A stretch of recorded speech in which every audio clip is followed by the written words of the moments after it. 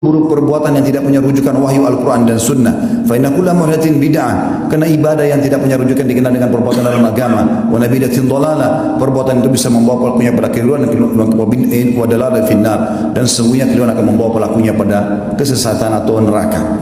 Saudaraku seiman, apa yang saya bacakan tadi dikenal dengan khutbah hajah.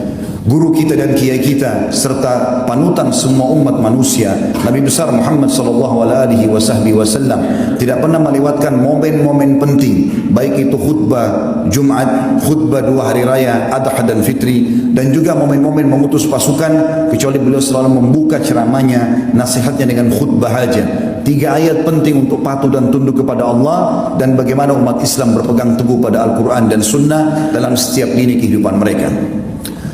Izinkan saya pada kesempatan ini menyampaikan bencana dan hikmahnya. Saudaraku seiman, kita sebagai warga Indonesia, masyarakat Indonesia, dikagetkan dan terlihat depan mata kita, bahkan menjadi informasi dunia. Terjadi tsunami Aceh yang sangat menghebohkan dunia. Terjadi longsor dan juga terjadi beberapa banjir di beberapa daerah yang lain.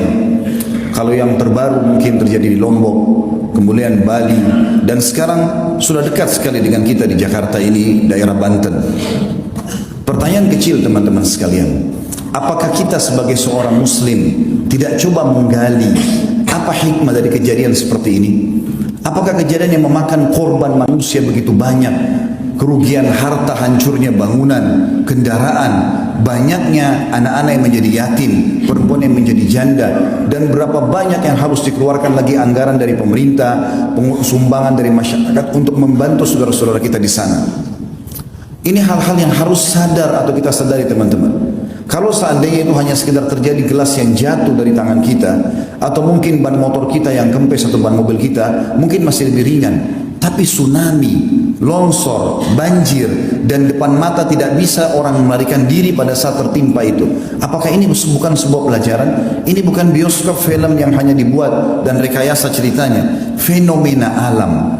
Mari kita gali lebih dalam teman-teman sekalian, bagaimana Al-Quran dan Sunnah memberikan gambaran kepada kita tentang fenomena seperti ini. Dalam ayat Al-Quran, Allah subhanahu wa ta'ala menyebutkan banyak sekali bahwasanya Allah tidak akan pernah menghancurkan sebuah negeri, mendatangkan bencana tanpa sebab. Allah subhanahu wa ta'ala akan mendatangkan semua itu justru karena ada sebab-sebab yang harus kita pelajari dan kita renungi.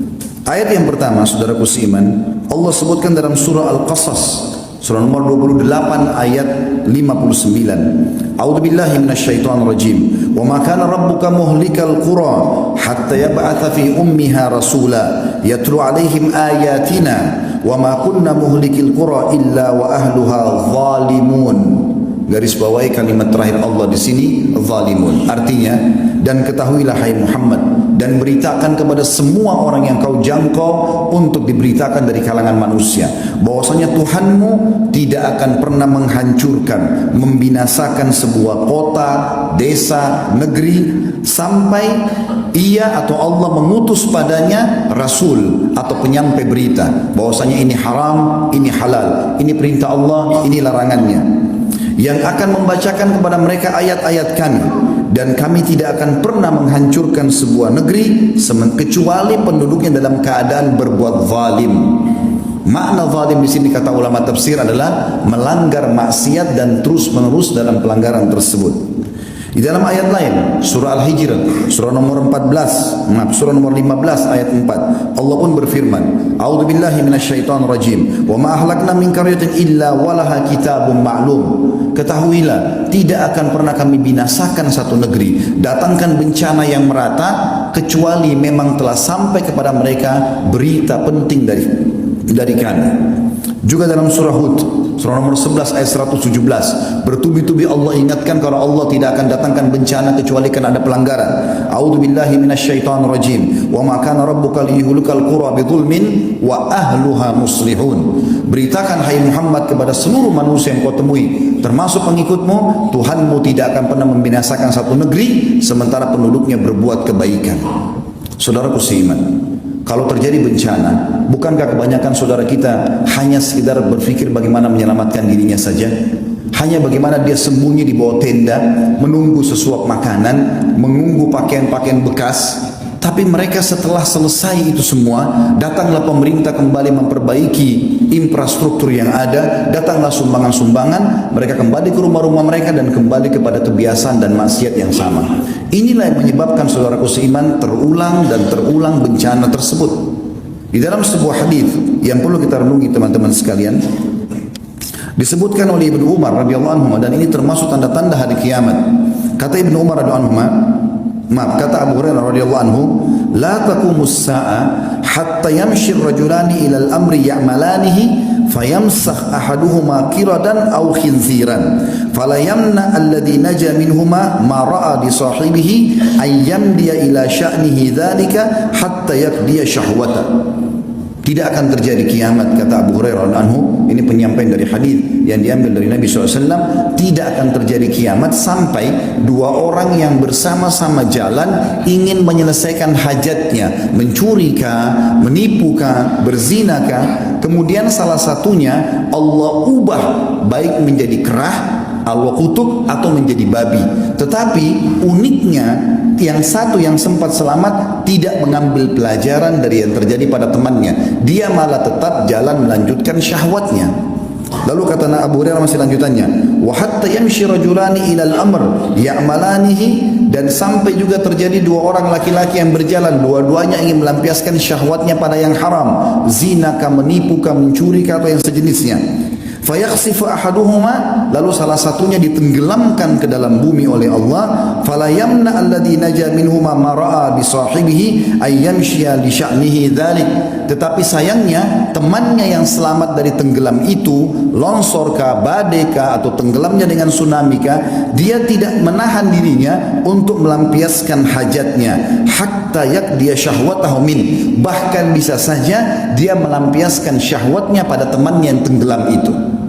Saudaraku seiman, banyak orang yang tenggelam di depan mata, justru malah temannya datang mengambil jam tangannya, mengambil handphonenya, terjadi penjarahan. Bukan ambil pelajaran dari hukuman itu, malah terbalik melakukan kemaksiatan yang lagi. Ini semua tanda-tanda hari kiamat. Juga disebutkan oleh Malik bin Dinar rahimahullah, seorang ulama tabi'in, balagani anna rihan takunu fi akhir zaman wa dhulm fayabzi an-nasu ila ulama'ihim fayidunhum kad masakhu. Telah sampai kepada kami informasi dari para sahabat Nabi bahwasanya nanti akan datang di akhir zaman bencana yang datang, kegelapan, kehancuran, kebinasaan. Lalu orang-orang coba lari mencari ulama-ulama mereka, tapi mereka menemukan ulama mereka juga sudah dibinasakan sama Allah. Saudaraku seiman, mungkin muncul di benak kita masing-masing, kenapa kita disiksa oleh Allah? Bukankah kita umat Islam? Kenapa Aceh yang kena tsunami? Mayoritasnya Muslim. Kenapa Indonesia yang kena bencana? Mayoritasnya Muslim. Apa masalahnya? Maka jawabannya renungi hadis-hadis ini teman-teman. Allah subhanahu wa ta'ala akan menghukum pelanggar-pelanggar tanpa melihat dia Muslim atau dia kafir. Justru kalau anda Muslim, anda sudah faham Al-Quran dan Sunnah, mana halal, mana haram, mana yang diperintahkan, mana yang dilarang, azab lebih dekat pada kita. Dengarkan hadis Nabi SAW, bagaimana Nabi menyampaikan kalau memang dari umat ini akan terjadi penyiksaan justru karena pelanggaran mereka. Hadis yang pertama teman-teman sekalian, kata baginda Nabi SAW, tamsahu ta'ifatun min ummati, nanti akan datang umatku dikutuk oleh Allah, kiradatan wa ta'ifatan khanazir, dikutuk, diubah wujudnya menjadi monyet ataupun jadi kerang. Wa yukhsafu bi ta'ifah, ada juga di antara umatku, bukan orang kafir, umatku akan ditenggelamkan ke dalam bumi. Wa yursal ala ta'ifatin ar-rihul akim, dan ada di antara mereka yang dihantam dengan badai-badai yang besar. Kenapa sebabnya? Kenapa umat Islam? Lalu kata Nabi SAW, bi annahum syaribul khamr. Permasalahan pertama mereka adalah mereka rame-rame mengkonsumsi khamr. Khamr teman-teman bukan cuma minuman beralkohol. Semua yang bisa memindahkan akal manusia dari normalnya namanya khamr. Makanya ulama fikih memberikan definisi khamr adalah kullu ma yukhammirul akal, semua yang membuat akal keluar dari jalur normalnya. Makanya narkotika pun masuk dalam khamr. Sekarang jadi peredaran, jadi tempat-tempat yang luar biasa, tempat orang mengkonsumsi, bisa mendapatkannya, bisa menjualnya, bisa segala macam hal. Tersebar khamar penyebab pertama. Yang kedua, walabisul harir, dan para kaum laki-laki mereka berlumba-lumba menggunakan sutra. Teman-teman sekalian, mohon maaf saya menyampaikan ini. Sutra ini dianggap sebagai pakaian orang kaya, dan kalau sudah kaya seperti tidak pantas kalau tidak pakai sutra. Dengarkan baik-baik saudaraku muslim. Nabi SAW pernah mengangkat benda di tangan kanannya, tepatnya emas. Lalu beliau mengangkat sutra di tangan kirinya sambil mengatakan, inna hadzaini haramun ala dzukuri ummati. Dua benda ini haram bagi laki-laki umatku. Teman-teman sekalian, larangan Nabi SAW jelas. Bahkan kata Nabi SAW, man labisal harira fid dunya lam yalbashu fil akhirah. Siapa di antara kaum laki-laki umatku menggunakan sutra di dunia, dia tidak akan pakai sutra nanti di surga. Pakaian orang di surga adalah sutra. Ini ancaman yang kedua. Yang ketiga teman-teman, wattakhadul qiyan, dan kemudian mereka sibuk mengurus para penyanyi-penyanyi. Bisa berarti kian penyanyi laki-laki atau kayinat penyanyi-penyanyi perempuan yang sengaja menyebarkan lagu-lagu cinta, pemaksiatan, mengajak pada dosa. Itu yang ketiga. Dan yang keempat, wadarabu bizzufuf, dan mereka bidufuf. Wadarabu bidufuf artinya mereka sibuk menggunakan alat-alat musik. Di dalam hadis yang lain yang mirip serupa dengan ini kata Nabi SAW, ini hadis yang kedua, yakunu fi ummati khasfun wa maskhun wa qadhf. Nanti di umatku ini akan tersebar luas, ada kutukan, ada tenggelam ke bumi, dan ada penghancuran dengan badai. Qalat Aisyah radhiyallahu anha, wa hum yaquluna la ilaha illallah. Wahai Rasulullah, istri Nabi bertanya Ummul Aisyah radhiyallahu anha, wahai Rasulullah, apakah mereka kena semua itu? Bencana, gempa, longsor, badai air sekarang ya, seperti tsunami. Apakah mereka kena sementara mereka mengucapkan la ilaha illallah? Faqala sallallahu alaihi wasallam, maka Nabi SAW menjawab, idza dhaharal kayyinat, kalau sudah tersebar di tengah-tengah umatku ini kayyinat. Apa itu kayyinat? Ibnu Hajar berkata, al-muganniyat, para wanita yang terbuka auratnya lalu menyanyi di depan para laki-laki. Lalu kata Nabi SAW, wa dhahara zina, tersebar zina. Dan zina ini teman-teman, Allah bilang dalam ayat yang lain, wala taqrabuz zina, jangan dekatin zina. Dan zina sekarang diubah namanya. Kata Nabi SAW, nanti menjelang hari kiamat akan diubah namanya zina dan khamr. Sekarang kita namakan hiburan. Orang ke diskotik, gelap-gelap, maka khamr sangat dekat dengan itu, dan khamr sangat dekat dengan perzinahan. Lalu dibahasakan dengan hiburan. Di sini sudah disebutkan oleh Nabi SAW 1400 tahun yang lalu penyebabnya. Kemudian selanjutnya dikatakan wasyuribatil khamr, dan diminumlah khamr-khamr, walubisal harir, dan kemudian dipakailah sutra-sutra. Kata Nabi SAW, kana dzak inda dzak, kalau itu terjadi pasti terjadi juga pada umatku. Yang ketiga teman-teman, kata Nabi SAW, idza amilat ummati khamsu asyrata khaslah, kalau umatku sudah melakukan 15 perkara, halla bihim al-bala, pasti nanti akan merata bala atau cobaan dan bencana pada mereka. Qila ya Rasulullah, wa ma hunna? Para sahabat mengatakan, ya utusan Allah, apa 15 perkara itu? Kata Nabi SAW, idza kana al-magnama dula. Kasus pertama itu adalah kalau pendapatan negara sudah disalahgunakan. Yang kedua, wal amanatu magnama, dan kalau amanah sudah dijadikan sebagai sumber pendapatan, sudah hilang di benak seorang muslim bagaimana dia bersiap sosial, bagaimana dia membantu saudaranya muslim dengan mengejar pahala, tapi semuanya harus ada pendapatan. Tidak ada namanya membantu dengan cara sosial. Amanah sudah dijadikan sebagai pendapatan. Selanjutnya waz zakatu magrama, zakat dijadikan sebagai sumber hutang. Jadi akhirnya zakat yang diberikan kepada orang-orang tertentu malah dijadikan utang oleh orang-orang kaya. Selanjutnya wa ata'ar rajul zaujatah, dan suami-suami sudah mulai tunduk dengan para istri-istri mereka, walaupun itu haram tetap dia patuhi istrinya sementara Allah mengharamkannya. Wa aqqa ummah, sampai pada tingkat dia durhaka dengan ibunya. Wa barra sadiqahu, dan juga pada saat itu terjadilah orang-orang sangat setia dengan teman-temannya atau sahabatnya. Wa jafa abah, dan dia cuekin ayahnya. wartafa'atil aswat fil masajid, mulailah masjid digunakan untuk mengangkat suara-suara selain ibadah kepada Allah. Wa kana zaimul qaum ardzaluhum, juga masuk dalamnya adalah kalau satu kaum sudah dipimpin oleh orang yang terbodoh di antara mereka. Wa akramur rajuli makhafata syarrah, dan muncullah orang-orang yang dihormati justru karena ketakutan saja, bukan karena kualitasnya. Jadi secara kualitas sudah hilang, ini hanya karena ketakutan masyarakat, maka terjadilah kepatuhan. Wa syuribatil khamr, dan diminumlah khamr. Wa lubisatil harir, digunakanlah sutra-sutra. Wa tukhidatil qiyan, dan para penyanyi menjadi idola dan rujukan. Wa la'ana akhir hadil umma awwalaha, lalu umat ini yang di akhir zaman sibuk melaknat dan menyala-nyalakan umat-umat yang pertama, maksudnya para sahabat Nabi.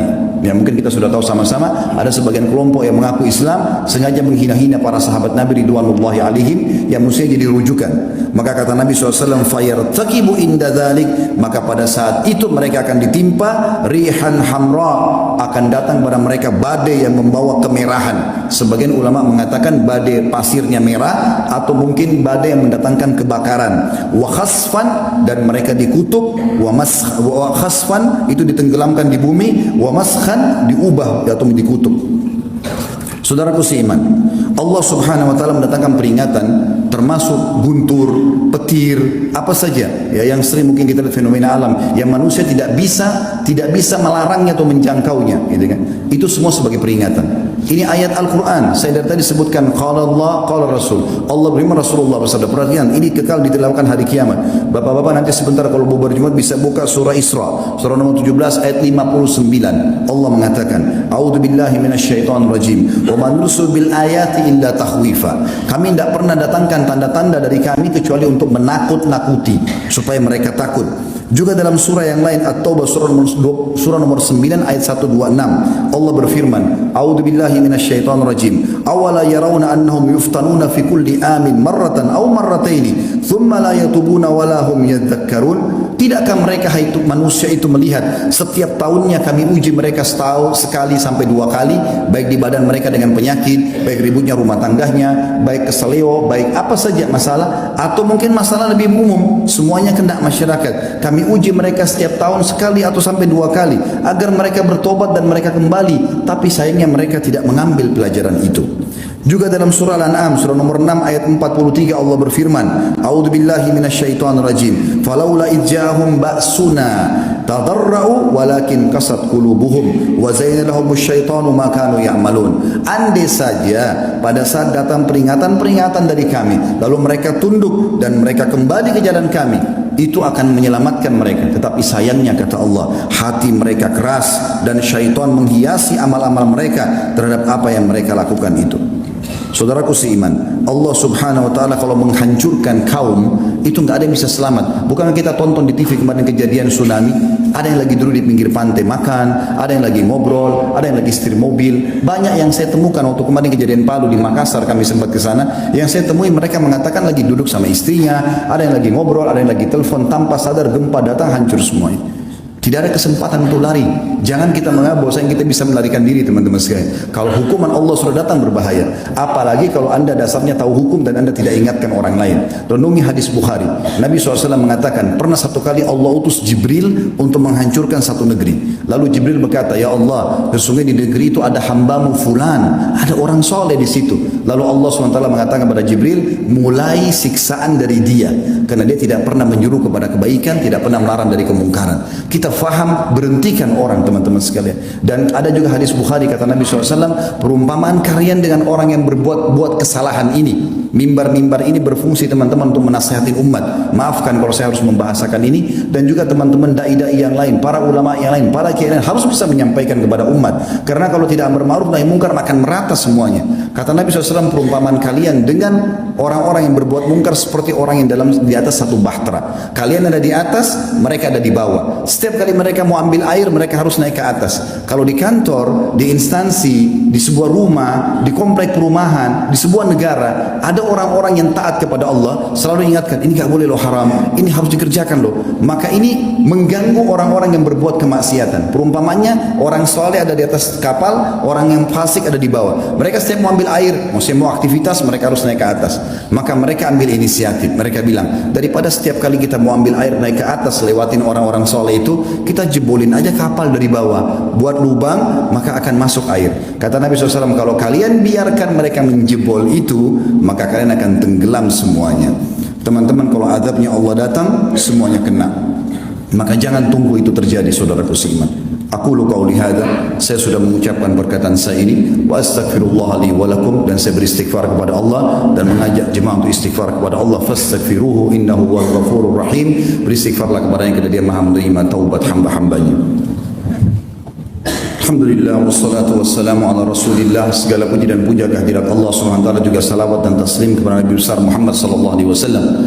Sebelum kita berdoa, teman-teman sekalian, izinkan saya menyampaikan sebuah pesan, dan ini hanya pendek saja. Pernah sekali ada seseorang yang masuk bersama temannya ke rumahnya Nabi SAW dan ketemu sama Aisyah radhiyallahu anha. Dan subhanallah, yang ditanya adalah, wahai ummul mukminin, beritakan kepada kami yang anda tahu tentang gempa secara khusus. Maka berkata Aisyah, kalau mereka sudah menghalalkan zina, mereka menghalalkan minuman keras, mereka mulai memukul alat-alat musik, maka mulailah Allah cemburu di langitnya sana. Kemudian Allah mengatakan kepada bumi, goncangkanlah dirimu. Lalu kemudian kalau mereka tobat, mereka kaget, mereka kembali ke jalan Allah, maka akan aman. Tapi kalau mereka tidak kembali, maka akan dihancurkan oleh Allah SWT dengan gempa tersebut. Juga teman-teman sekalian, disebutkan bahwasanya Mahlab berkata rahimahullah, kelihatannya gempa-gempa, tsunami kalau kita sekarang dan segala macam ini adalah peringatan keras dari Allah. Dan Allah mengatakan dalam surah Isra ayat 59, wa man nursil bil ayati illa takhwifa. Kami enggak berikan tanda-tanda kecuali untuk peringatan bagi mereka dan menakut-nakuti mereka. Sampai Nabi SAW mengatakan sebagai penutup dalam khutbah kita ini, innahu, tentang masalah guntur ya, suara guntur yang menggelegar, innahu wa'idun sya'id li ahlil ard. Hadis ini riwayat Bukhari. Sesungguhnya guntur yang keras pun bergelegar itu adalah peringatan keras dari Allah sebelum datang azab-azab yang besar. Ingat teman-teman sekalian, sebelum datang siksa besar, pasti Allah datangkan siksa-siksa kecil. Kalau kita abaikan, maka terjadi yang besar. Sebelum anda berzina, pada saat mau selingkuh, naudzubillah, Allah buat pasangan kita tahu, ditelepon, peringatan dari Allah, muncul rasa takut, tetap ngotot ke hotel, maka Allah buat kita ketahuan oleh tetangga, dilihat oleh teman, tetap lakukan, datang polisi gerebek. Kalau tidak maupun Allah bisa mendatangkan gempa, rubuh hotel tersebut, lalu dipermalukan, wa naudzubillah. Maka hati-hati teman-teman, sadarlah, orang yang cerdas sampai peringatan di kupingnya diambil sebagai pelajaran, dan orang yang tidak cerdas justru orang yang mengabaikan, menganggap oh begitu saja ya, maka akan datang peringatan yang lebih keras lagi. Kalau lisan tidak bisa mengingatkan, maka akan datang hukuman untuk menyiksa fisik seseorang sehingga dia baru sadar di jalan Allah Subhanahu wa taala. Mari kita hadirkan hadiran fikiran kita, berdoa kepada Allah Subhanahu wa taala, karena ada hadis Nabi SAW tentang hari Jumat, bahwasanya hari ini adalah hari mustajab doa. Ada dua riwayat. Yang pertama adalah hadis riwayat Muslim. Kata Nabi SAW, tidak ada seorang muslim yang berdoa pada saat khatib sedang duduk di khutbah kedua sampai diiqamahkan solat, kecuali akan diijabah oleh Allah. Dan ini waktu mustajab. Makanya semua khatib berdoa di khutbah kedua. Dan yang kedua riwayat An-Nasai, di mana Nabi SAW mengatakan Jumat ada 12 waktu, maksudnya 12 jam dari subuh sampai maghrib. Tidak ada seorang muslim berdoa di waktu-waktu ini kecuali diijabah sama Allah. Dan perbanyak doa selepas asar sampai maghrib. Walaupun semua mustajab, tapi ini waktu-waktu yang lebih diprioritaskan sekarang dan juga habis asar nantinya. Mari kita hadirkan hati kita untuk berdoa kepada Allah SWT, semoga Allah ijabah. Alhamdulillahi Rabbil Alamin. Kami memuji-Mu ya Allah sebagaimana layak Kau dipuji sebagai pencipta. Kami sangat yakin Engkau melihat kami karena sifat-Mu adalah maha melihat. Engkau mendengar kami karena Engkau maha mendengar. Dan Engkau mengetahui semua yang di fikiran kami, di hati kami, dan apa yang kami rencanakan dan belum kami rencanakan, karena Engkau maha mengetahui. Kami memuji ya Allah sampai Engkau ridho dan sampai Engkau menerima semua puji-pujian kami. Dan kami mengucapkan salam hormat kami kepada utusan-Mu Nabi besar Muhammad SAW, di mana Engkau perintahkan kepada kami. Ya Allah, kami tidak berkumpul di salah satu rumah-Mu ini kecuali karena ingin menjalankan kewajiban yang telah Engkau perintahkan. Maka kami memohon kepada-Mu, terimalah seluruh amal soleh yang pernah kami kerjakan, sunnah ataupun wajib. kami ikhlas ataupun kurang ikhlas yang sedang kami kerjakan dan yang akan kami kerjakan sampai menjelang ajal datang nanti. Ya Allah, semua dosa yang kami pernah lakukan, besar ataupun kecil, sengaja tidak sengaja, samar ataupun nyata, juga kedua orang tua kami, seluruh kerabat kami, maka maafkanlah ya Allah, ampunilah kami dan ampunilah seluruh muslimin dan muslimat, mukminin dan mukminat yang hidup dan juga yang sudah meninggal. Ya Allah, berkahilah negeri kami ini, jadikan negeri Indonesia menjadi negara yang aman, tentram, damai, seluruh umat Islam di bawah naungan ukhuwah Islamiyah. Angkat perselisihan di antara mereka dan kembalikan mereka kepada Al-Quran dan Sunnah. Ya Allah, lunasilah utang negara kami ini, bukalah berkahnya dari seluruh penjuruhnya, dan berikanlah kepada kami pemimpin muslim yang baik, yang adil, kembali kepada Al-Quran dan Sunnah, dan sebarluaskanlah keadilan dan kemakmuran di negeri kami, dan jadikan negeri Indonesia sebagai contoh bagi negara-negara yang lain. Ya Allah, tolonglah saudara kami di Palestina, di Syria, di Yaman, di Irak, di Myanmar, di Cina, dimanapun yang sedang tertindas. Ikhlaskan niat mereka, terima para syuhada mereka, mulakan Islam di tangan mereka dan tangan kami semua, dan juga ikut sertakan kami bersama mereka di pahala, baik dengan doa, dengan harta, juga dengan jiwa kami. Rabbana atina fid dunya hasanah wa fil akhirati hasanah wa qina adzabannar wa adkhilnal jannata ma'al abrar ya jazakallahu khairan sallallahu nabiyana Muhammadin walhamdulillahi rabbil alamin. Inna Allah ya'muru bil adli wal ihsan. Sadarilah saudaraku, Allah selalu menyuruh kita berbuat kebaikan dan keadilan. Wa yanha 'anil fahsya'i wal munkari wal baghi. Allah larang perbuatan mungkar, keji dan maksiat. Ya'idukum la'allakum tadhakkarun. Itu peringatan dari Allah, jadikan sebagai prinsip hidup kalian. Fadhkurullahal 'azima yadhkurkum. Ingatlah selalu kepada Allah, Allah ingat kepada kalian. Washkuru 'ala ni'ami yazidkum. Syukuri nikmatnya, dia pasti akan tambah. Wala dzikrullahi akbar. Mengingat Allah adalah amal yang paling besar. Wa aqimis shalah, dan dirikanlah salat. Di buku ini belum semua kisah Umar ternukilkan. Jadi bukan mustahil ikhwah-ikhwah sekalian kalau Anda pernah mendapatkan kisah lain tentang Umar asal riwayatnya sahih, itu enggak ada masalah. Karena cukup banyak riwayat yang dinukil yang memang belum dinukil sini. Di antaranya ada kisah Umar bin Khattab dengan Rahib, seorang pendeta Yahudi yang masuk Islam akhirnya karena sifat Nabi SAW. Dan ini sudah saya sebutkan di bahasan pada saat menjelaskan tentang kelebihan Nabi SAW. Ringkas ceritanya, ada seorang Yahudi yang pernah Nabi SAW utang dengannya 20 sak kurma. Satu sak kurma 2,5 kilo. Kemudian Nabi SAW sepakat akan dibayar di waktu tertentu. Ternyata belum tiba waktunya, orang Yahudi itu sudah datang, pendeta Yahudi sudah datang dan langsung berdiri di sebelah Nabi SAW, mencekik leher Nabi dengan sisa kain imamahnya alaihissalatu wassalam. Lalu orang-orang seperti itu lagi hadir di masjid dan semuanya pada melihat kejadian tersebut. Akhirnya Umar bin Khattab yang ada di depan saf mengatakan, "Ya Rasulullah, izinkan saya menebas lehernya Yahudi." Lalu Nabi SAW memberikan isyarat untuk duduk Umar. Lalu Nabi SAW dalam kondisi tercekik menanyakan kepada Yahudi, "Ada apa hai Yahudi?" Kata Yahudi ini, "Bayar hutangmu hai Muhammad." Kata Nabi SAW, "Kan belum tiba saat waktunya." Dia bilang, "Tetap saya mau dibayar sekarang." Maka Nabi SAW dalam kondisi duduk tercekik dan Yahudi ini berdiri menarik imamah beliau SAW, berkata kepada Umar, "Wahai Umar, pergilah ke Baitul Mal dan ambillah 20 sak kurma, bayarkan utang saya, dan tambah 20 sak lagi." Kata Umar, "Ya Rasulullah, 20 sak pertama, utang Anda 20 sak kedua untuk apa?" Kata Nabi SAW, "Itu hukuman karena kau sudah menakut-nakuti dia. Kau tadi sudah mengancam akan menebas lehernya."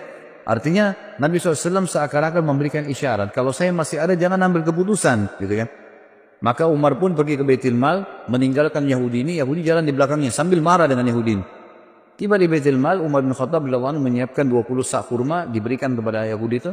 Waktu mau disiapkan 20 sak kedua, Yahudi ini bilang, "Enggak usah hai Umar." Kata Umar, "Kenapa?" Dia bilang, "Umar, apa kau tahu siapa saya?" Kata Umar, "Saya enggak mau tahu siapa kamu." Dalam kondisi marah gitu kan. Langsung dia sebutkan namanya, "Saya Fulan bin Fulan."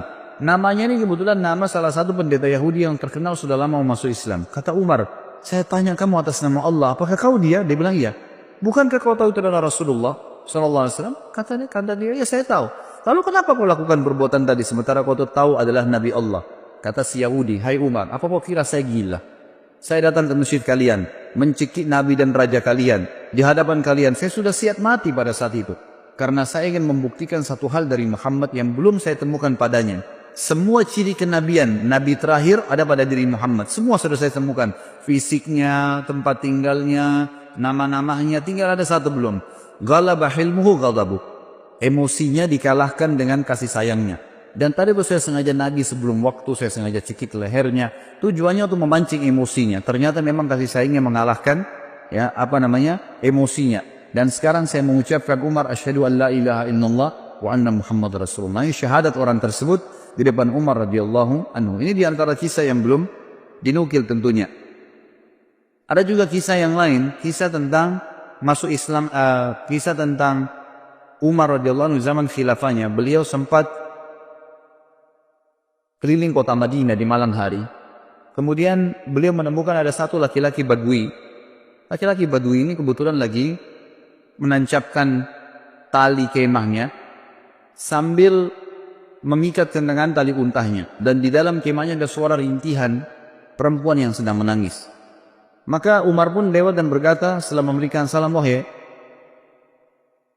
laki-laki, hai rajul, bahasa Arabnya, wahai rajul, siapa kamu ini? Dia mengatakan, saya lihat orang musafir dari Badui padang pasir lagi lewat. Malam kemalaman saya lihat ada tanah kosong, saya tebar kemah saya mau menginap di sini.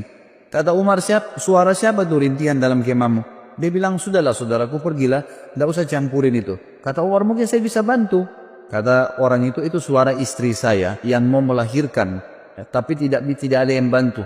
Saya nggak tahu bagaimana melahirkan perempuan, dan juga tidak ada wanita yang saya kenal di Madinah bisa minta bantuan. Apalagi itu tengah malam. Dan sebagian ulama menukil kisah ini di tahun 23 Hijriah, tahun terakhir Umar radhiyallahu anhu hidup. Dan juga ya, pada saat itu tengah malam, di awal malam, dan itu sekitar jam 12 malam gitu kan. Jam 11, jam 12 malam, yang orang waktu itu sudah tidur semua. Jadi ini Umar bin Khattab sedang mengontrol, mengawasi sendiri.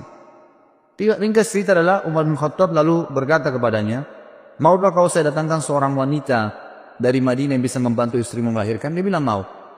Perlu jemaah tahu bahwasanya laki-laki Badui ini belum tahu kalau ini Umar bin Khattab, belum tahu kalau ini khalifah. Umar pun radhiyallahu anhu lalu pulang, dia tidak membangunkan ya, penasihat-penasihatnya, atau mungkin dokter, tabib, ya kalau kita zaman dulu dikatakan ya dengan istilah tabib ya, atau orang yang bisa mengobatin, atau bidan mungkin perempuan yang bisa melahirkan. Tidak, dia pulang ke rumahnya, dia bangunkan istrinya. Yang waktu itu istrinya adalah Ummu Kalsum, anaknya Ali radhiyallahu anhu. Lalu berkata Umar bin Khattab, wahai cucunya Rasulullah, apakah kau mau mendapatkan pahala seorang wanita muslimah yang mau melahirkan malam hari nggak ada yang tolong? Ummu Kalsum radhiyallahu anha juga punya iman yang kuat. Anaknya Ali radhiyallahu cucu Nabi SAW. Dia tidak mengatakan, wahai Amir Mu'minin, carilah wanita Ansar yang bisa melahirkan. Tidak. Dia mengatakan dengan jelas dan tegas, tentu saja, saya ingin dapat pahalanya. Kata Umar, siapkanlah persiapan, perlengkapanmu untuk melahirkan dan ikut sama saya. Maka jalanlah pada malam itu, saudaraku sekalian, dua orang, raja muslim dan ratunya. Tidak ada pengawal, tidak ada yang dampingin, dan tidak ada media yang akan mengekspos itu. Karena yang sedang dibantu seorang Badui yang cuma lewat, besok pagi mau pergi lagi. Gak ada yang tahu, tengah malam nih. Ya kita tahu sekarang banyak orang mau melakukan satu perbuatan, kegiatan karena ada eksposnya.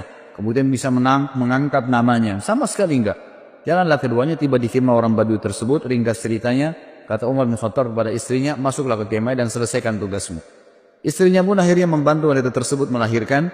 Gak lama kemudian sementara menunggu tentu Umar bin Khattab ngobrol sama orang Badui ini. Dan orang Badui belum tahu kalau Umar bin Khattab. Ngobrol-ngobrol aja.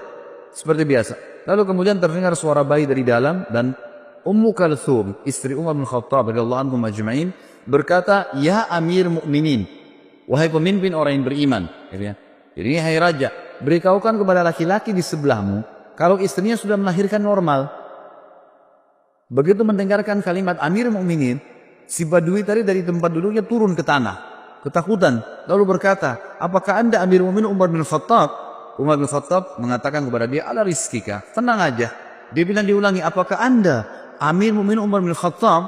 Kata Umar, "Iya, saya Amir Mukminin Umar bin Khattab, dan yang membantu tadi melahirkan istrimu itu adalah Ummu Kalthum, anaknya Ali bin Abi Thalib, cucunya Rasulullah SAW."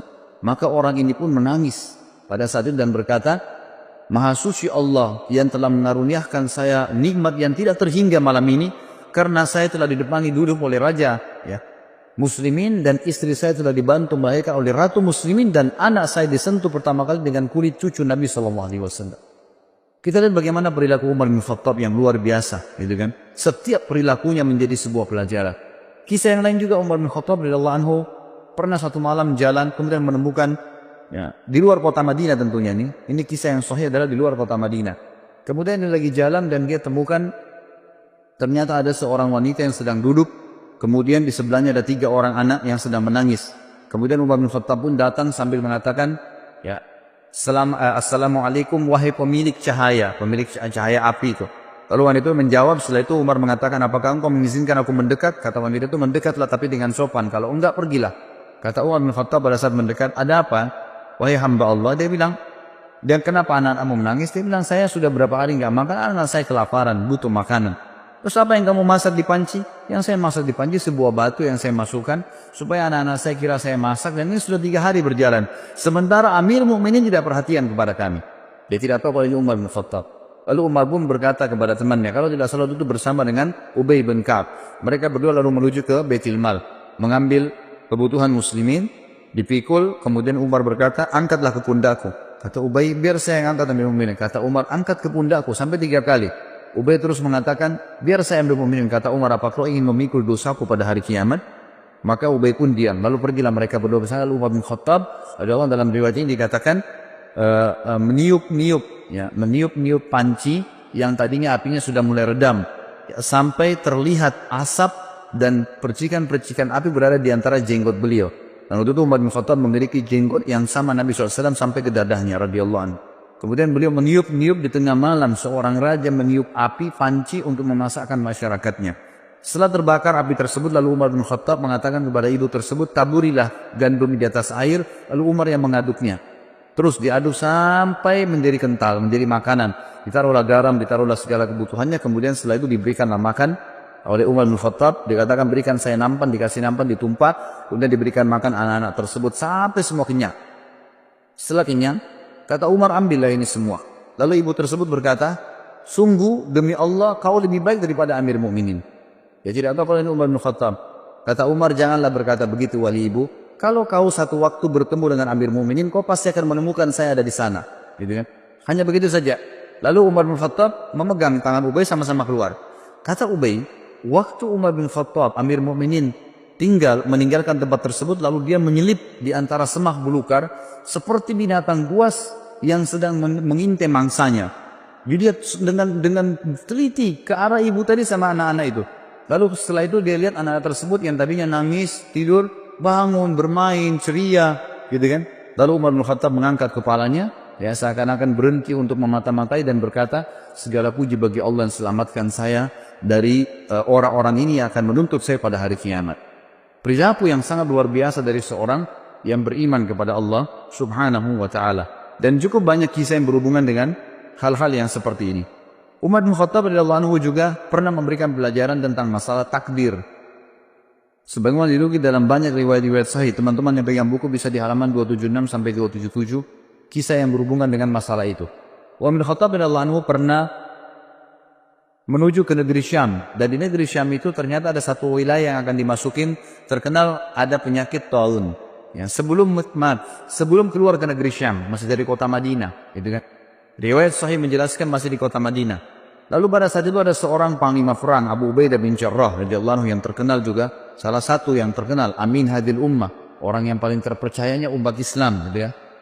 Waktu itu Umar bin Khattab mengatakan, waktu mau keluar, dikatakan negeri yang Anda mau pergi ini oleh sebagian sahabat ada penyakit taun. Taun itu penyakit yang memang Nabi SAW larang kita masuk ke sana kalau ada penyakit itu. Dan kalau kita sedang ada di satu lokasi yang ada penyakit itu, maka otomatis kita dilarang keluar. Ini khilaf di antara ulama tentang masalah bahasa Indonesia itu penyakit ini. Ada yang mengatakan kusta, ada yang mengatakan menyebutkan beberapa jenis penyakit, tapi saya tidak terlintas sekarang nama-namanya. Ringkas cerita adalah Umar bin Khattab mengatakan, kalau begitu kita urunkan niat dulu, jangan dulu pergi. Lalu Abu Ubaidah radhiyallahu anhu datang mengatakan, wahai Amir Mukminin, apakah Anda lari dari takdirnya Allah? Kata Umar bin Khattab, saya lari dari takdir Allah ke takdir Allah yang lain. Nah, jadi maksudnya di sini, selama masih berhubungan dengan perilaku seorang hamba, perilaku pilihan, makan atau tidak, minum atau tidak, tidur atau tidak, keluar atau tidak, semua itu adalah pilihan ikhtiar, gitu kan? Kalau kita mau keluar ternyata khawatir ada gelap, badai, hujan, panaskah, kita lalu memilih lebih di rumah, berarti kita sedang memilih takdir Allah yang lain. Itu maksud Umar radhiyallahu anhu, kan gitu. Maka Umar mengatakan, saya lari dari takdir Allah kepada takdir Allah yang lain. Lalu Umar berkata, wahai Abu Ubaidah, seandainya yang mengucapkan itu bukan kamu, artinya masa kamu yang bisa mengucapkan seperti itu sementara kamu ini adalah orang yang paling terkenal gitu kan. Lalu akhirnya Umar bin Khattab pun membiarkan. Dalam riwayat yang lain Abu Ubaidah mengatakan, baiklah saya yang akan pergi ke sana. Maka dia pun berangkat. Umar bin Khattab sempat memeluk Abu Ubaidah, mengetahui ini pasti akhir hidupnya gitu ya. Pergilah mereka pada saat itu. Yang dalam riwayat ini, tapi riwayat ini mengatakan Abu Ubaidah nggak jadi keluar, tetap aja di Madinah. Dan akhirnya ditunggulah berita. Umar terus menyebarkan berita. Siapa yang punya berita tentang taun, penyakit taun dari Nabi SAW? Abdurrahman bin Auf, sahabat Nabi yang lain radhiyallahu anhu, sempat waktu itu tersibukkan dengan beberapa kegiatan. Lalu pada saat dengar orang lagi ngumpul bersama Umar bin Khattab, dia pun datang lalu mengatakan, saya memiliki kabar dari Nabi SAW. Ya, dan ini riwayat disebutkan dalam riwayat Bukhari tentang kisah ini. Dia mengatakan, aku mendengarkan Nabi SAW bersabda, idza sami'tum bihi bi ardin fala tuqaddimu alaihi, wa idza waqa'a bi ardin wa antum biha fala takhruju firaran minhu. Jika kalian mendengarkan taun terjadi di satu daerah, maka kalian jangan ke sana.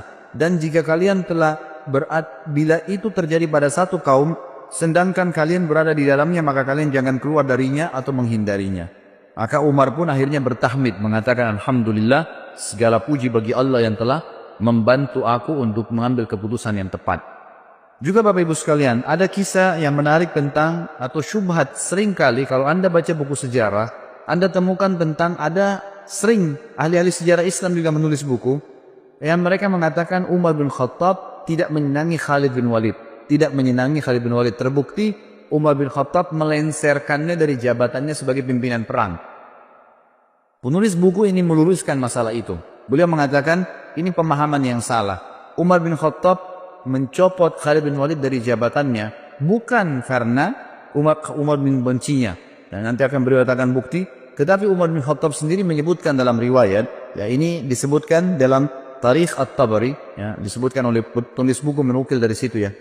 Beliau mengatakan Umar sempat berkata, sesungguhnya aku tidak mencopot Khalid karena kemarahan atau pengkhianatan, tapi orang-orang telah terfitnah olehnya.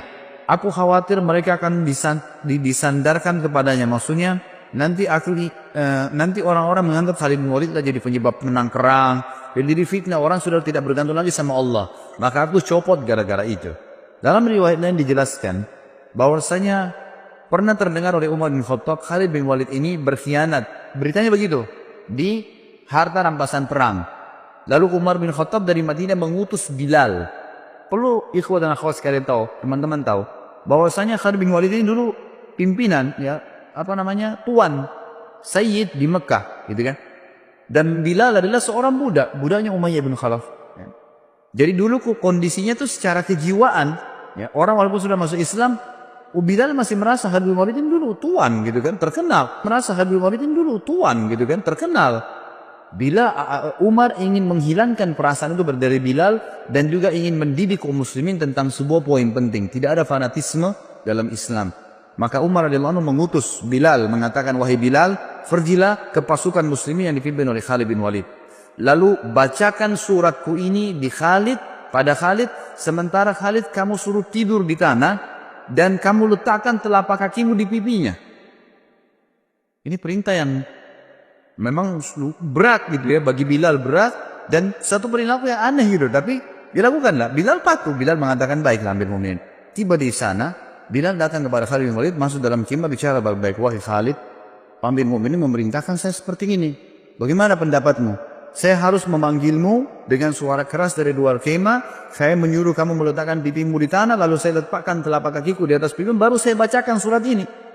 Khalid bin Walid waktu itu memang lagi diuji juga imannya. Dia mengatakan, wahai Bilal, kita sudah masuk Islam, lupakanlah masa jahiliyah. Lakukan apa yang Amir Mu'minin perintahkan. Maka Bilal pun keluar dari kemah lalu teriak dari luar mengatakan, wahai Khalid ibn Walid, keluarlah, keluar. Gitu ya. Begitu keluar, letakkanlah pipimu di tanah dan aku akan letakkan telapak kakiku di pipimu sebagai perintah dari Amir Mu'minin. Semua pasukan lihat. Di pasukan ini banyak orang-orang Quraisy yang tahu kedudukannya Bilal dulu, yang tahu kedudukannya Khalid bin Walid dulu. Ini tuan, ini budak, bekas budak, gitu kan. Lalu Khalid bin Walid mengatakan, letakkanlah kakimu hai Bilal dan jangan ragu. Dan tidak pula ada yang marah dengan Bilal. Semua orang diam. Bilal pun meletakkan kakinya di atas pipinya Khalid bin Walid dan lagi diletakkan di tanah, lalu membaca suratnya Amir Mu'minin Umar. Umar berkata, ini surat dari Amir Mu'minin kepada pimpinan perang Khalid bin Walid. Telah sampai berita kepada saya bahwasanya kau berkhianat dalam masalah ghanimah, harta rampasan perang. Kalau benar, maka beristighfarlah, bertobat sama Allah, dan saya lengserkan kamu dari jabatanmu. Kalau tidak benar, maka kau mengatakan tidak benar, sementara Bilal masih menginjak pipimu. Gitu kan? Dan saya akan tetap mencopot kau dari kepemimpinan, tetap kau berperang tapi bukan lagi pemimpin, agar tidak ada fitnah yang kena di tengah-tengah muslimin. Maka Khalid bin Walid dalam kondisi terinjak pipinya mengatakan itu tidak benar. Sudah selesai Bilal menyampaikan berita tersebut, tapi dia tetap dicopot dari jabatannya. Tapi di sini kita bisa lihat bagaimana ya Umar bin Khattab radhiyallahu anhu sangat tegas gitu kan. Tapi bukan berarti beliau benci Khalid bin Walid. Terbukti pada saat beliau meninggal dunia atau akan meninggal dunia, sempat Umar bin Khattab berkata, seandainya Abu Ubaidah masih hidup, karena Abu Ubaidah tadi sudah mati, ya dalam beberapa riwayat waktu dia pergi, ke tempat yang ada taun, maka aku akan mengangkatnya menjadi penggantiku. Sebab kalau aku ditanya oleh Rabbku hari kiamat, kenapa engkau memilih Abu Ubaidah? Aku akan mengatakan bahwasanya aku mendengar hamba dan kekasihmu Muhammad sallallahu alaihi wasallam bersabda, likulli ummatin amin wa aminu hadhil umma Abu Ubaidah bin Jarrah. Setiap umat memiliki orang kepercayaan, dan orang kepercayaan umat ini adalah Abu Ubaidah bin Jarrah. Kalau seandainya Khalid bin Walid masih hidup, ini kata Umar bin Khattab, ini saksi bahasan kita, kemudian pasti aku akan mengangkatnya untuk menjadi penerusku. Dan pada saat aku ditanya oleh Allah hari kiamat, oleh Rabbku, kenapa engkau memilih orang ini? Aku akan mengatakan, karena hamba dan kekasihmu Muhammad SAW telah bersabda, Khalid bin Walid sayfun min suyufillahi sallahullahu alal musyrikin. Khalid bin Walid adalah salah satu pedang Allah yang Allah henuskan untuk orang-orang musyrik. Sebagaimana disebutkan di dalam, dinukil dari banyak riwayat-riwayat yang sahih. Bagi riwayat ini, kata menurut penulis ya, ini membantah tentang banyaknya isu yang salah tentang pencopotan Khalid bin Walid dari masalah kepemimpinan. Kemudian kita masuk ke masalah bagaimana Baitul Maqdis dibebaskan di zaman Umar bin Khattab. Umar bin Khattab mengutus pasukan ke Baitul Maqdis, ya, kemudian berperang di sana. Ringkas cerita adalah memenangkan peperangan. Lalu penjaga Baitul Maqdis, salah satu pendeta Nasrani waktu itu, tidak mau memberikan kunci kecuali kepada pemimpin muslimin. Maka menyuratlah beberapa pemimpin ya yang memimpin perang waktu itu, termasuk Khalid bin Walid waktu itu ada di sana. Ya, kemudian Miqdad dan beberapa sahabat Nabi yang lain disuruhlah ya menyurat kepada Amir Mu'minin. Umar bin Khattab waktu terima surat tersebut mengatakan, baiklah kita berangkat. Berangkatlah Umar bin Khattab menuju ke Palestina. Tiba di Palestina, kebetulan Umar bin Khattab waktu ke Palestina itu berdua bersama budaknya. Bukan budak sebenarnya, pelayannya ya. Bersama dengan pelayannya. Umar bin Khattab sepakat sama pelayannya, selama perjalanan dari Madinah ke Palestina, jauh sekali gitu kan. Perjalanan sebulan. Ya. Kalau sesaat saya di atas unta, sesaat kamu di atas unta. Jadi begitu terus. Dalam waktu tertentu Umar bertukaran tempat sama pelayannya ini. Pas tiba di Palestina, di pintu gerbang Palestina dan ditunggu oleh orang-orang muslimin, tiba gilirannya Umar bin Khattab yang harus narik ke kanannya unta. Hamba sahaya dari belayan itu lagi di atas unta, gitu kan. Maka pada saat itu si pendeta tadi yang Nasrani ini mengatakan kepada orang-orang di situ muslimin, mana raja kalian? Kata mereka, itu yang lagi tarik ke kanannya unta. Siapa yang di atas unta itu? Kata pendetanya, itu pelayannya dia, gitu kan. Lalu kata pendeta ini, orang inilah yang telah disebutkan dalam Injil akan menerima kunci Baitul Maqdis. Ternyata disebutkan dalam Injil, satu waktu nanti akan datang dibebaskan oleh seseorang yang adil, dan dia akan bersama dengan pelayannya, dan dia akan menarik ke kanan unta pelayannya. Sampai seperti itu. Dan pada saat itu pendeta ini tambah kagum lagi karena 4 orang pimpinan perang Khalid bin Umar bin Khattab waktu itu menyambut Umar dengan baju yang bagus-bagus. Kudanya juga dihiasi dengan bagus. Waktu mereka mendekat, mau salaman sama Umar gitu kan, mau turun dari kudanya, Umar bilang jangan turun dulu. Dari mana kalian dapat pakaian-pakaian ini? Kata mereka, kami memakai ini Amir Mu'minin agar musuh-musuh Allah takut. Sama Umar diambil batu dilemparin. Semuanya dilemparin sama Umar, gitu ya. Kata Umar, baru saja Allah bukakan kalian sedikit wilayah, kalian sudah memakai baju-baju yang mewah, buka, disuruh ganti baju yang dulu, gitu kan. Sampai akhirnya mereka membuka bajunya. Pendeta itu pun akhirnya kaget melihat perilaku Umar bin Khattab. Nggak ada raja di dunia seperti ini gitu. Nah ini diantara hal yang terjadi di Baitul Maqdis, dan beliau sempat masuk di Baitul Maqdis. Kemudian beliau menanyakan kepada seorang rahib di situ pada saat itu bernama Ka'ab al-Ahbar. Ya, dia kemudian menunjukkan, ya, menurut di riwayat ini dikatakan Umar bertanya padanya, di mana menurut riwayat dalam Injil pun, ya, bahwasanya Nabi terakhir Muhammad SAW masuk di Baitul Maqdis, dan mereka punya berita itu. Mereka mengatakan dari pintu ini. Maka Umar pun masuk di situ. Kemudian Umar bin Khattab mengerjakan sholat di situ. Ini termasuk. Kemudian pelajaran yang lain juga disebutkan oleh beliau adalah sikap yang diambil menjadi hukum pada saat terjadi Amu Ramada. Ramada ini masa peceklik, kering sekali Madinah. Ya, sampai Umar tadi mulai zuhud, lebih zuhud lagi, tidak makan kecuali nasi sama roti sama minyak, dan itu membuat kulitnya sampai jadi hitam. Tapi ada sebuah pelajaran. Waktu itu Umar bin Khattab mengumpulkan masyarakat Madinah, kemudian mengajak mereka sholat istisqa. Pada saat diajak sholat ini riwayat Bukhari, ya, pada saat diajak sholat istisqa, Umar bin Khattab memberikan pelajaran lagi kepada kita semua. Dia berkata dengan suara keras selesai sholat, mengatakan, "Ya Allah, dulu jika kami tertimpa kekeringan, maka kami bertawassul kepadamu dengan doa nabimu. Lalu engkau menurunkan hujan kepada kami. Sekarang nabi kami sudah mati, maka kami bertawassul kepadamu dengan doa pamannya, itu Abbas radhiyallahu anhu, maka berilah kepada kami hujan." Kemudian Umar meminta Abbas untuk berdoa kepada Allah subhanahu wa ta'ala. Lalu Abbas pun berkata, "Ya Allah, sebuah bencana telah menimpa, ya, sebuah bencana tidak menimpa kecuali karena adanya dosa. Ia tidak terangkat kecuali dengan taubat. Orang-orang memintaku menghadap kepadamu karena kedudukanku di sisi nabimu Muhammad SAW. Ini adalah tangan-tangan kami terangkat kepadamu dengan dosa-dosa. Sedangkan ubun-ubun kami kepadamu dengan taubat. Turunkanlah hujan buat kami." Maka tiba-tiba mendung dan turunlah hujan dengan lebat. Tapi ulama mengatakan dari riwayat ini diambil pelajaran besar, bahwasanya ya Umar bin Khattab ingin menitik beratkan tidak boleh lagi bertawassul dengan Nabi SAW sementara beliau sudah mati. Ya, seperti banyak orang sekarang bertawassul gitu kan dengan Nabi SAW. Kalau beliau masih hidup lain, tapi kalau sudah mati orang soleh, Nabi tidak boleh lagi dijadikan sebagai perantara. Allah alam, ini disebutkan dalam riwayat Bukhari dalam kitab Istisqa. Kemudian kita masuk ke masalah bagaimana berpisahnya dengan Umar radhiyallahu anhu. Nanti kematian beliau, gitu kan. Ditulis oleh penulis ini dikatakan saatnya untuk berpisah. Umar bin Khattab sering kali berdoa, disebutkan dalam riwayat Bukhari. Beliau selalu mengatakan, "Allahumma rzuqni syahadatan fi sabilik waj'al mauti fi baladi rasulik." Sallallahu alaihi wasallam. Beliau mengatakan, "Ya Allah, karuniakanlah kepadaku syahadah, mati syahid di jalanmu, dan jadikanlah kematianku di negeri Rasulmu." Ya, di Madinah maksudnya. Maka pada saat itu Hafsah berkata, "Wahai ayahku, bagaimana bisa Allah menyatukan keduanya? Anda ingin mati syahid, tapi mati syahidnya di kota Nabi. Sementara waktu itu Madinah menjadi ibu kota Islam yang sangat kuat. Mustahil bisa diserang. Pasukan Islam sudah menyebar kemana-mana, Persia sudah runtuh, sebagian besar wilayah Romawi sudah runtuh. Jauh sekali orang-orang kalau mau menyerang Madinah. Bukan seperti di zaman Nabi SAW yang masih dekat orang Mekah, suku-suku Arab masih ada yang belum masuk Islam. Ini sudah habis semuanya gitu kan.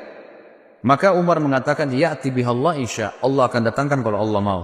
Ya, betul. Ya, beranjak daripada kisah ini, beranjak daripada doa ini, maka ada sebuah ya kisah yang harus diketahui, bahwasanya Mughirah ibn Syu'bah radhiyallahu anhu, salah satu waktu itu gubernur yang ditunjuk oleh Umar bin Khattab di Irak, dalam sanad yang sahih, menulis surat kepada Umar bin Khattab mengatakan, "Wahai Amir Mu'minin, saya memiliki seorang budak. Budak ini bernama Abu Lu'lu', gitu, orang Majusi. Orang ini mahir, bisa buat senjata, bisa buat pedang, bisa buat perisai, bisa buat macam-macam. Bahkan dia bisa membuat alat yang untuk mengalirkan air. Orangnya pintar sekali. Izinkanlah dia masuk ke Madinah, wahai Amir Mu'minin." Waktu itu Umar bin Khattab tidak pernah mengizinkan orang-orang yang belum masuk Islam itu masuk ke Madinah. Kalau sudah masuk Islam lain. Kalau belum masuk, tentu Abu Lu'lu' belum masuk Islam, gitu kan? Dimasukkan untuk membantu muslimin agar bermanfaat. Dan Umar bin Khattab menolak awalnya. Kedua, Mughirah bin Syu'bah terus mendesak sampai hanya Umar bin Khattab izinkan. Waktu itu Mughirah bin Syu'bah meminta bayaran dari budaknya ini setiap hari kalau nggak salah 100 dirham pembayaran dari hasil kerjanya, gitu kan? Maka dia pun datang Abu Lu'lu' kepada Umar mengatakan, "Wahai Amirul Mukminin, ini Mughirah menyiksa saya. Banyak yang diminta 100 dirham. Padahal ini kecil untuk hasil dia. Kata Umar, 100 dirham kecil dari pendapatan kamu yang kamu lakukan. Begitu banyak pendapatan yang didapatkan, bisa masuk sampai ribuan dirham dalam sehari. Maka itu kecil sekali. Dia pun akhirnya jengkel dengan Umar bin Khattab, dan ini awal masalah. Maka dia pun akhirnya setiap kali ketemu Umar marah. Kesannya kayak marah gitu. Ya, kenapa Umar bin Khattab tidak membela dia? Lalu satu waktu Umar lagi lewat dan berkata, apa yang kamu lakukan? Dia mengatakan, saya sedang mempersiapkan sesuatu, wahai Amirul Mukminin, untuk Anda yang umat Islam tidak akan lupakan. Gitu kan? Orang-orang tidak paham begitu. Lalu Umar bin Khattab berkata kepada orang sekitarnya, kayaknya hamba saya ini sedang mengancam saya. Dia berusaha untuk membunuh saya. Ya, akhirnya dia membuat pisau khusus yang sangat kuat dan bermata dua. Dia pun akhirnya pada saat Umar bin Khattab masuk ke masjid, waktu itu menjelang sholat duhur, dan dia pun menyelip masuk di shaf, dan baru saja Umar bin Khattab takbir sudah ditusuk oleh Abu Lu'lu'. Begitu ditusuk, orang-orang tidak tahu, terutama di sisi kanan kiri masjid. Tidak ada yang tahu. Yang tahu cuma di belakang ya Umar bin Khattab, dan itu adalah Abu Musa al-Ash'ari radhiyallahu anhu ajma'in. Lalu kemudian Umar bin Khattab tertusuk dan sempat terdengar suara mengatakan, Umar mengatakan, aku telah dibunuh oleh anjingnya Majus. Maksudnya si Abu Lu'lu' itu. Lalu Umar bin Khattab jatuh dan Abu Musa yang mendekati Umar, lalu Umar memegang tangannya sambil berkata, ya lanjutkanlah sholat wahai Abu Musa, jadi imamlah kamu. Kemudian Abu Lu'lu' ini karena panik, dan di sekitar Umar yang di saf-saf yang dekat tahu kalau dia sedang menusuk, maka dia berusaha menusuk semua orang yang di sekitar dia, sampai dia melukai 13 orang. Dan 3 orang sempat mati terbunuh bersama Umar, tentunya mati syahid nanti berempat, gitu kan. Tapi 3 orang ini mati di masjid, yang 10 orang luka parah gitu. Nah, pada saat ada kejadian tersebut, sahabat sudah tahu kalau ini orang membunuh Amirul Mukminin, menusuk, maka dia melemparkan jubahnya ke arah wajahnya sehingga tidak melihat dan dikeroyokin. Pada saat itu dia tahu dia akan mati, lalu dia mengambil pisau tersebut dan menusukkan ke lehernya sendiri. Meninggallah Abu Lu'lu' ini, dalam kisah sahih ini disebutkan. Dan ini yang luar biasanya, semoga Allah berikan hidayah ya, kita tetap masih mendoakan. Di Iran sekarang ini, dibangun sebuah kuburan, dinamakan kuburannya Abu Lu'lu'. Ya, dan dianggap Abu Lu'lu' seorang pahlawan orang-orang Syiah itu karena berhasil membunuh Umar bin Khattab radhiyallahu anhu. Ini luar biasa. Ya, pembunuh Amirul Mukminin yang terkenal dengan kesolehannya, jaminan surga dari Nabi SAW, berapa banyak hadis yang kita sebutkan. Lalu mereka bangga, dan pernah saya punya cuplikannya dalam bahasa Arab. Mereka melanturkan bahasa Arab, orang-orang Persia itu mengatakan, artinya begini, ya Allah bangkitkanlah kami bersama pejuang Abu Lu'lu' di hari kiamat, naudzubillah. Berarti termasuk bersama-sama di neraka, karena berhasil membunuh Umar yang mereka anggap orang kafir. Ini berbahaya sekali, subhanallah. Jadi begitu kisahnya. Maka Umar pun akhirnya sakit parah pada saat itu. Kisahnya panjang lebar, saya ringkaskan. Umar pun akhirnya sakit parah pada saat itu. Kemudian Umar bin Khattab berkata kepada Abu Musa al-Ash'ari, coba lihat siapa yang menusuk saya. Waktu itu mereka belum tahu, masih simpang siur beritanya gitu kan. Sahabat-sahabat di kiri kanan saf masih mengatakan subhanallah, subhanallah. Mereka nggak tahu karena suara Umar tiba-tiba hilang. Maka pada saat itulah Abu Musa meninjau mengatakan, yang membunuh anda adalah budaknya Mughirah bin Syu'bah, Abu Lu'lu'. Maka Umar pun mengatakan, semoga Allah membunuhnya. Kata Abu Musa, sudah mati Amirul Mukminin, dia bunuh dirinya sendiri. Lalu kemudian Umar bin Khattab ternyata tusukannya sangat keras. Dari belakang di sisi kanan perut, itu saking tajamnya pisau itu dan tebal gitu kan, sehingga pada saat ditusuk dan memang dia niat membunuh, ditusuk sampai tembus ke depan perutnya Umar radhiyallahu anhu. Jadi lubang dari belakang sampai ke depan. Dan pada saat itu beberapa sahabat dan tabi'in sempat membawakan minuman kepada Umar bin Khattab. Ada yang membawa air kismis, ada yang membawa juga susu unta. Dan pada saat diminum, maka keluar dari sisi lubang perutnya. Dan dipanggil pada saat itu ada seorang tabib yang jelas sekali ya mengetahui masalah dan mengatakan, kayaknya Amirul Mukminin sudah tidak tertolong lagi. Tidak tertolong lagi. Umar pun mengatakan, dan ini pelajaran-pelajaran yang kita bisa ambil luar biasa ya. Subhanallah, setiap orang yang dekat dengan Allah, sebelum meninggal dunia, kita dengar kisah Abu Bakar yang lalu. Ini kisah Umar. Nanti kita dengar juga kisah Uthman, kisah Ali. Sahabat-sahabat yang mulia ini yang dekat sama Allah. Sebelum meninggal, Allah kayak berikan isyarat mereka akan meninggal. Ya. Jadi mereka sempat mengembalikan amanah, mereka sempat memberikan wasiat, mereka masih sempat menasihati, mereka masih sempat menuju khalifah setelahnya. Banyak hal yang dilakukan gitu kan. Termasuk Umar bin Khattab. Umar bin Khattab akhirnya berbicara, kalau saya mati gitu kan, maka kuburkanlah saya ya, dan mintalah, dipanggil Abdullah bin Umar, mintalah kepada Ummul Mukminin Aisyah. Minta kepada Aisyah agar Aisyah mengizinkan aku dikuburkan bersama 2 sahabatku. Rasulullah SAW dan Abu Bakar. Maka Abdullah bin Umar pun mengatakan, saya masuk ke rumah Aisyah dan mengatakan, wahai Amirul Mukminin, Umar mengirim salam dan meminta izin untuk dikubur. Aisyah pun menangis mendengar berita Umar, lalu berkata, semestinya aku berharap itu tempatku, aku dikuburkan di situ. Tapi aku akan izinkan untuknya. Waktu kembali Abdullah bin Umar kepada ayahnya Umar bin Khattab radhiyallahu anhu majma'in, Umar berkata waktu disampaikan, apa beritamu? Abdullah bin Umar mengatakan, Ummul Mukminin mengizinkan. Kata Umar, segala puji bagi Allah yang menerima doa ini. Tapi pada saat saya sudah jadi jenazah, jadi sudah tahu kalau mau mati, sebelum saya dimasukkan ke dalam rumah Aisyah, tetap minta izin dulu. Kalau Aisyah mengizinkan Ummul Mukminin, kuburkan saya bersama Abu Bakar dan Rasulullah SAW. Tapi kalau tidak, kuburkan saya di pemakaman kaum muslimin umumnya. Gitu kan? Begitu penyampaiannya. Pada saat Umar bin Khattab lagi sakit keras, ada beberapa kejadian penting yang kita bisa ambil pelajaran juga. Yang pertama adalah, sempat Umar bin Khattab pingsan. Waktu itu di sebelah Umar yang paling dekat adalah Abbas, paman Nabi SAW radhiyallahu anhu, dan juga Ali bin Abi Thalib yang waktu itu mertua Nabi, mertuanya Umar bin Khattab, dan juga sahabat dekatnya Umar bin Khattab radhiyallahu anhu. Dan ini pelajaran besar sekali yang kita bisa ambil. Ahli sunnah wal jamaah meyakini Ali dan sahabat-sahabat lain semuanya mulia. Tidak pernah kita mencaci maki mereka, gitu kan? Beda dengan kaum Syiah yang terus-menerus mencaci maki sahabat. Jadi berbahaya sekali, gitu. Ini bisa sampai pada tingkat kekufuran mereka, apalagi mengkafirkan sahabat. Sabda Nabi SAW, siapa yang mengatakan kufur kepada saudaranya muslim, maka itu akan kembali kepada salah satu di antara mereka, siapa yang lebih berhak, ya, pengucapnya atau penerimanya. Jadi tidak mungkin ketemu antara sahabat dengan orang biasa. Tentu saja orang biasa yang kena dalam masalah ini. Ali berkata, ya, pada saat itu Umar pingsan, terdengar azan. Lalu Abbas berkata, bagaimana nih kepada Ali? Amir Mukminin lagi pingsan. Kata Ali, ada rahasianya. Lalu Ali pun mendekati kuping Umar sambil berkata, As-salat ya Amiral Mukminin. As-salat ya Amiral Mukminin. 3 kali. As-salat ya Amiral Mukminin. 3 kali ucapin. Salat wahai Amirul Mukminin. 3 kali.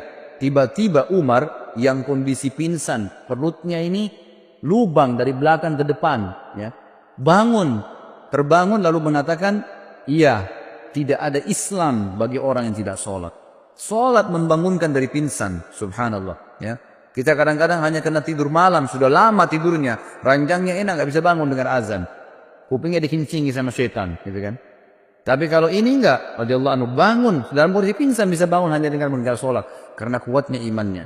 Lalu dalam riwayat lain juga dikatakan Umar bin Khattab sempat tertidur, pingsan, tidak dibangunkan pada saat itu sampai menjelang mau terbit matahari.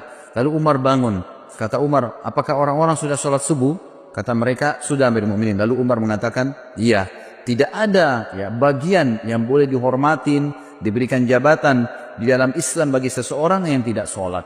Ya, maka terjadilah pada saat itu Umar bin Khattab pun sholat subuh sendirian sambil duduk. Ini riwayat yang pertama.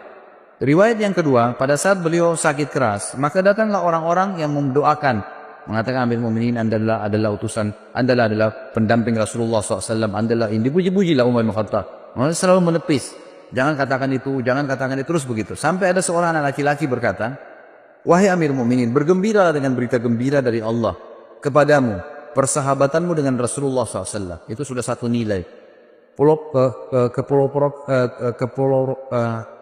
Perjuanganmu, ya, perjuanganmu dalam Islam yang telah engkau ketahui. Kemudian engkau memimpin dengan adil, kemudian engkau meraih syahadah, mati syahid sekarang. Lalu Umar menjawab, aku berharap semua itu tidak ada sambutannya denganku. Artinya jangan sampai aku merasa bangga dengan itu. Lalu, ya, untuknya beliau mengatakan, dan akhirnya aku lepas dari tanggung jawabku, atau aku akhirnya tetap bertanggung jawab dengan dosa-dosa yang aku lakukan. Lalu pada saat anak muda itu mau keluar, ternyata anak muda ini bajunya menutupi mata kakinya.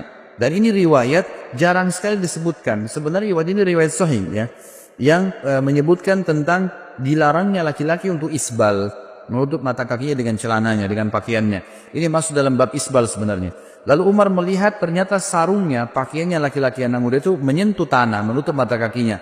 Lalu Umar berkata, panggil anak muda itu ke sini. Dipanggil kembali. Lalu Umar dalam kondisi sudah mau meninggal, lemah, masih bisa menasihatin orang lain. Apa yang dia katakan? Ya ibna akhi, irfa' thawbak, fa innahu abqa li thawmik wa atqa li rabbik.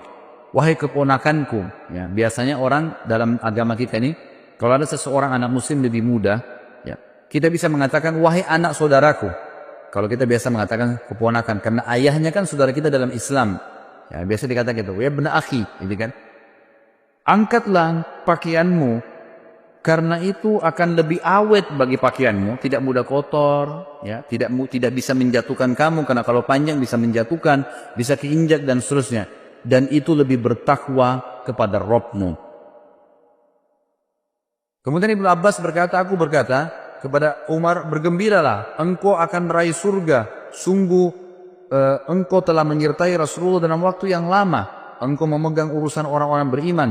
Engkau bersikap tegas dalam menunaikan amanah. Umar berkata, adapun berita gembira surga yang engkau katakan kepadaku, demi Allah, seandainya aku mempunyai dunia dengan segala isinya, aku akan menjadikannya sebagai tebusan untuk menghadapi ketakutan besar yang ada di hadapanku sebelum aku mengetahui berita itu. Maksudnya, aku akan, ya, belum bisa aku mengatakan itulah pegangan itu, jadikan pegangan surga itu.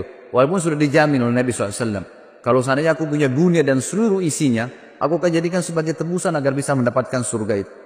Adapun ucapanmu bahwasanya aku telah memegang urusan umat Islam, demi Allah aku berharap bahwa hal itu tidak ada sangkutannya denganku. Untung ruginya tidak ada hubungannya denganku. Adapun yang engkau katakan bahwa aku telah menyertai Nabi SAW, maka hal tersebut benar. Hal tersebut benar. Ini diriwayatkan oleh Imam Ahmad dalam musnadnya. Kemudian Imam Adz-Dzahabi juga mengatakan, Ibnu Umar berkata radhiyallahu anhum ajma'in, kepala Umar berada di pangkuanku pada saat beliau sedang tertusuk. Ya. Lalu ia berkata, letakkan pipiku di tanah, kata Umar. Lalu aku meletakkannya, kata Abdullah bin Umar radhiyallahu anhu ajma'in. Dia berkata, celaka bagiku dan celaka bagi ibuku jika Rabbku tidak merahmati. Artinya betul-betul kecelakaan, ya, luar biasa kalau sampai aku tidak, ya, diampuni oleh Allah Subhanahu wa taala. Lalu beliau sempat sebelum meninggal juga memberikan wasiat kepada, beliau berkata, aku berwasiat kepada khalifah yang datang setelahku, berbuat baik kepada muhajirin angkatan pertama, karena mereka lah orang-orang yang telah masuk Islam di awal, ya, dan memberikan hak-hak mereka, menghormati mereka. Yang kedua, aku berwasiat kepada orang-orang Ansar yang telah memperjuangkan dan menjual seluruh harta dan jiwa mereka untuk agama. Lalu berbuat baiklah kepada rakyat-rakyat di kota-kota dan di desa-desa, karena mereka adalah pejuang-pejuang Islam. Berbuat baiklah kepada orang-orang Badui, karena mereka adalah orang-orang asli muasal orang Arab dan penopang Islam. Serta aku juga mewasiatkan berbuat baik kepada zimmah, ahli zimmah, orang-orang kafir yang di bawah naungan pemerintahan Islam, karena, ya, hak mereka harus dipenuhi sebagaimana Nabi SAW perintahkan. Ada beberapa pujian sahabat-sahabat, ya, yang kita akan sebutkan poin-poinnya sebelum disebutkan kematian beliau radhiyallahu anhu kepada Umar bin Khattab. Dan ini pada saat menjelang Umar bin Khattab sakarat dan meninggal dunia. Dan beliau meninggal disebutkan dalam banyak athar sangat mudah. Tiba-tiba saja beliau setelah memberikan wasiat tadi tentang khalifah setelahnya, lalu beliau menutupkan mata dan beliau meninggal dunia seketika pada saat itu. Tidak ada sesuatu yang melihat itu berat, susah, nggak ada seperti itu.